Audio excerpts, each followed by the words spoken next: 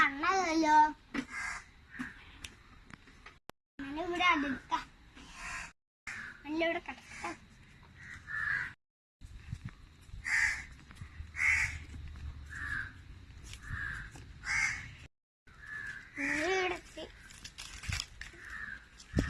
അണ്ണ അണ്ണ അണ്ണ അണ്ണ ബോത്തിണ്ട്